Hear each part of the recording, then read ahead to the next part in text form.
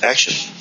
Hi, I'm Dr. Boyce Watkins. Welcome to Financial Lovemaking. This is where S.T. Brown and I get together and we talk about love, life, everything in between, and how you can allow money to make your life better and not make your life worse. First, I want to ask Tia, How are you doing today? Are you doing well? I'm doing well, and I love the whole notion of allowing money to make your life better. I think we all want to do that because people often talk about how money is, more money, more problems, the burden of having money, and also finding the balance and being financially successful and personally successful. And so that leads us into our topic for today, which is Kandi Burruss and her situation with her fiance, Todd Tucker. Now, Kandi's actually the cover of Jet Magazine. I want to do a little plug there. I actually did this cover story. And the cover line is, "Can black women have it all?" Be sure to pick it up if you can. And for those of people who don't watch Real Housewives of Atlanta, Kandi's story is really interesting. She's been able to achieve the American dream in terms of, being a famous singer, then changing that into brand success. She has her own line of sex toys. She has her own production company. She's a prolific songwriter, and she found love. Hold on.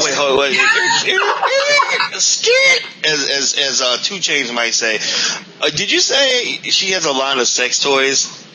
Bedroom Kandi, yes, she does. She launched it maybe 2 or 3 years ago, and the adult toy industry. Ways to make more money, and I don't know why I never thought about that.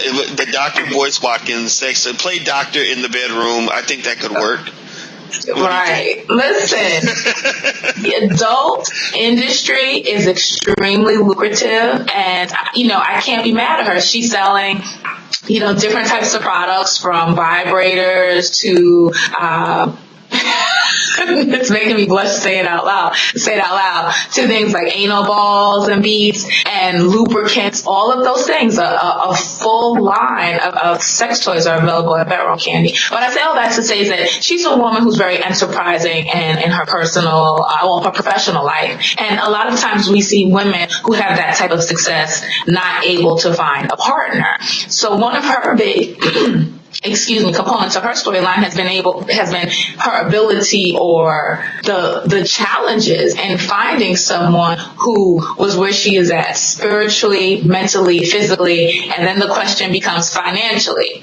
And she's currently engaged to someone who's very successful in his own right, Todd Tucker, he's a producer, reality show producer. They actually met on Real Housewives of Atlanta. And this has become a huge topic of debate because obviously Kandi is a millionaire and Todd might be a thousandaire, but he's not quite where she is financially. And it's about really like meshing the two. What should a woman kind of hold out for in her Mr. Right? And in our cover story, I interviewed her again. She really talked to me about, this is a person who I feel supports me, encourages me, compliments me business-wise in a way that no other man has. Kandi is extremely creative, but Todd is a good businessman. He's been able to help with laying a good structure and foundation for her to grow her brand. And still she gets a lot of flack from people, most specifically her mother. And her mom's name is on the show Mama Joyce. And she's really been against it solely because Todd is not able to financially provide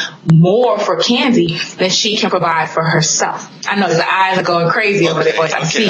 He's not rich. Okay, 2 Chainz again. All right. Here's the thing.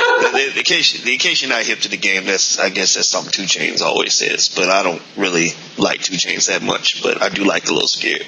All right. Now, here's the deal. Number one. Your mama should not be deciding your relationships. That's mistake number one right there.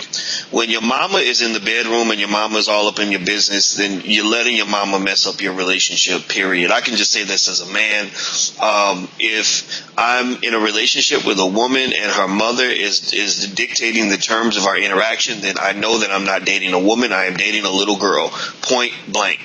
Number two. This man does not have to go out and make millions of dollars to be an adequate mate for Kandi. If you are 7 feet tall, that does not mean you have to date somebody who's 7'3".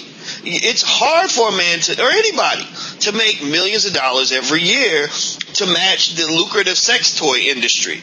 the way I see it is, okay, maybe he can go out and sell some anal balls himself and match her income level. But the fact is that if he is a decent man providing a decent income and he gets up and goes to work every day, then he has brought enough to the table as a human being to show that he is a productive partner for this woman.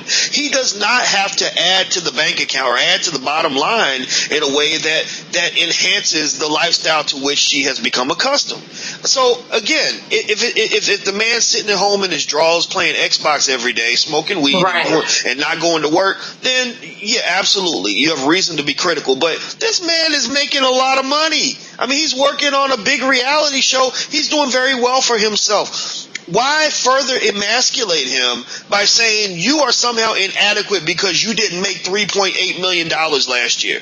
I think that's a little bit sad. I think she's going to miss out if she allows something that simple to cause her to pass up on a good man.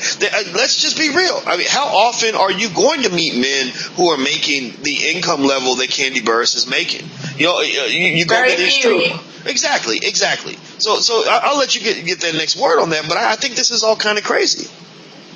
Well, I think that there are two things that every relationship needs to have: feeling and function. And as women, we're often sold this idea that, you're going to be a princess in distress and some rich Prince Charming is going to come and save you. He's going to be big, beautiful, and rich, wealthy.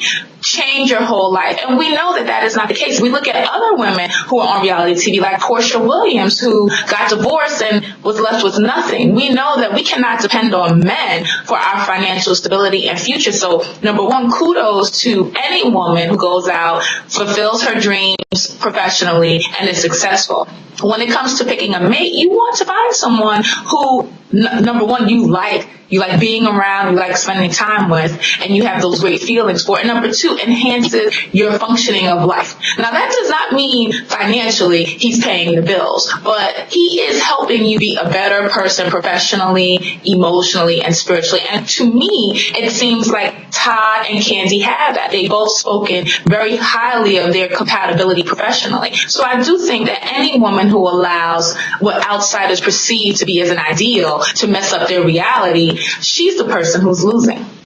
Absolutely. I have to be honest and say that I don't think that there's anything that connects to reality in reality TV. Reality TV is not realistic. I mean, we know that, and it's so crazy because someone told me a story about a little girl in her class, and they asked the little 6-year-old what she wanted to be when she grew up. She said, "I want to be a basketball wife," and I just think that was such an interesting career goal. Yeah. That your goal is to grow up and to live off of someone else's hard work, right? I mean, that's what really, if you look at even shows like Basketball Wives, and I compare them because they're in the kind of the same genre as Real Housewives, I found it so fascinating that most of the basketball wives were never actually married to anybody. So shouldn't the show be called Basketball Babies Mamas or something like that? Or girlfriends, because some of them don't even have kids. I absolutely agree. And the other sad thing is when kids talk about aspiring to be a basketball wife, it's just not to marry a player, it's to be on reality shows and exhibit, sometimes very unbecoming behavior just to be famous. It is funny because what people don't understand is that this does affect how, so many little girls treat each other. Now, when you spend time, I mentor young women in that age group and older, and I just have noticed a change in the dynamic in terms of how they deal with conflict. There's not sort of the goal to achieve peace. It's the goal is I'm going to stomp that chick. I'm gonna show her. I'm gonna beat her blankety blank. And we know that this stuff impacts our children, and we have to really sort of acknowledge that. Now, again, we're not putting this on Kandi Burruss. I mean, we started off talking about that, but I think we're talking about reality TV in its broader sense. But going back to Kandi, I would just say, if she really loves this man and she wants to be with this man, and this doesn't just apply to Kandi, it applies to all of us. I think you've got to cut some slack here. You cannot hold it against a man that he doesn't make $3-4 million a year. You really can't even hold it against him if he doesn't make $100,000 a year. And I say that because I think that the desire of a woman to be with a man who works hard every day goes deeper than how much money he makes. I agree. A man's desire to get up and go to work for you every day says something about his character, about his integrity, about his manhood, his ability to protect, and to some extent to provide, and at least to support. So, I don't like where that dynamic is going. I think anybody who, number one, allows a parent to define their relationship, you're making a huge mistake. I think also, as long as there's enough money to pay all the bills and he's doing what he's supposed to do to fulfill you emotionally and otherwise, I think that makes for a pretty good man. What say you, Tia? I'll let you get the last word. I completely agree. I think the biggest joy in life is, finding your passion professionally and then finding someone who you love taking that walk, that journey called life with. You can have as much money as you want, but if you don't enjoy who you're rolling over to in the morning or who you're going on vacation with, there's a big hole in your heart. So I definitely encourage all people, not just Kandi, to make sure that their cups are full in both sides. Go after your passion and don't let others dictate who's supposed to be the one for you. If that relationship has feeling and it's functioning well, go for it and just protect yourself. All right. Well, those are wise words. So make sure you go buy the latest edition of Jet Magazine with Kandi Burruss on the cover, and Tia did the interview herself, and she just does amazing work over at Jet. And I think people should definitely check out the great stuff that you do. I'm always so impressed. Thank you. Yeah, you're the greatest, Tia. You're the greatest. Thank you all for checking us out at Financial Lovemaking, and make sure you go buy the book. Financial Lovemaking it's a great book with a lot of good information, and also we're coming out with a new edition pretty soon. So until we meet again, please stay strong, be blessed, and be educated. We are gone. Peace.